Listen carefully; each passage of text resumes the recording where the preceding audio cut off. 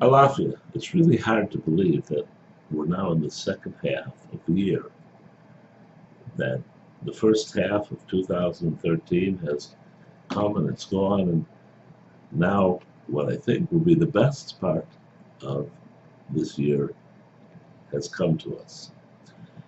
And it's come to us with the understanding and an in-depth look from the Icofa reading. And for those of you who do not understand the Icofa reading, or aren't sure of the implementation or the reasoning for it, let me take a moment to explain. We do different kinds of readings here at the Foundation. We do personal, in-depth readings, which of course are very detailed. They cover those kinds of events that are likely to take place, your reactions to them, etc., etc. And then there's the Ethoscope. And the Ethoscope is a general reading for our watchers or readers or whatever you'd like to call the people who come. And it is also in-depth, uptight look at the energy for the coming week. But it doesn't give you the answers to that energy. It would be impossible. Anybody who would tell you that it's possible is fooling themselves. I mean, there are thousands of people who check in on the Ethoscope. The thing is that within that large group, all of you will be able to utilize the energy that is indicated for the month rather than the energy which you would normally react to, that energy that you would knee-jerk response to and perhaps do something that would be not as productive to your reading. Well, in Icofa, we go farther.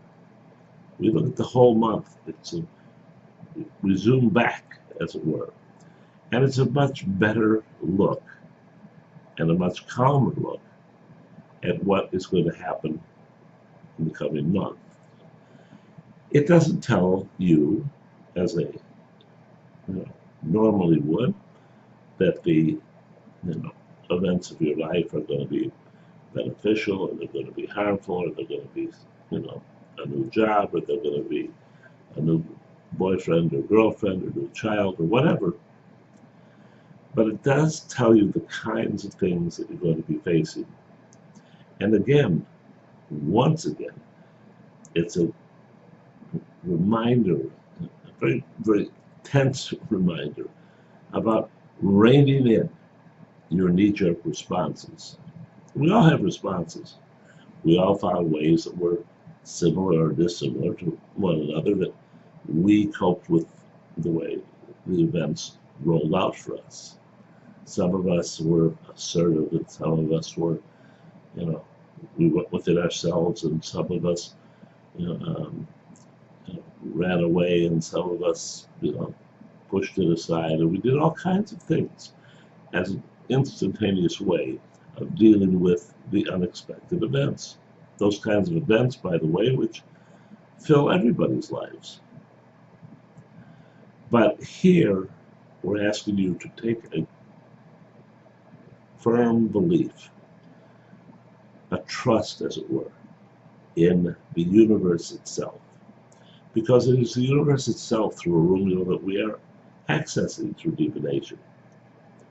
It is through that connection that we can find out what the events are likely to be and what your individual responses should be.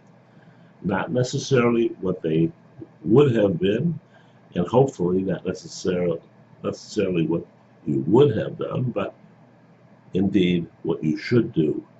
And it's based upon thousands of years of experience, upon every kind of event occurring to somebody someplace, all right? So your events will be here. And there's not a great deal you can do except to manage the way that you handle them and place them in the right places and the right categories of your life. That's the difference, and it goes on, by the way, to the year's reading, which is a very broad, this type of reading, which tells us what the planning for the year must be. And by the way, we're pretty much on track for what the year must be. We just need to be reminded that it's not going to be a return to those, full employment, rat race kind of conditions. It's going to be a more conservative improvement, and we should be using that improvement to make changes in our lives so that we are prepared to get the most out of all these events. At any rate, having been somewhat long-winded on an explanation of the Icofa, let me say that this month, temporal everyday events should be handled in two ways. The first way is you must be empathetic, you must care, you must listen, you must step back and not be the assertive force, and let other people express their opinions. And then, when all is said and done, bring your thoughts, your opinions to the table. In that way and in that sequence, you will get results which will absolutely astonish you.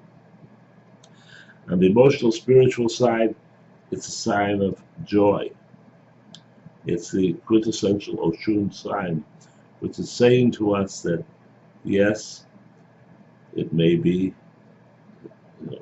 excitement, it may be joy, it may be curiosity, it might be money, it might be children, it might be anything in the whole spectrum of what Oshun stands for.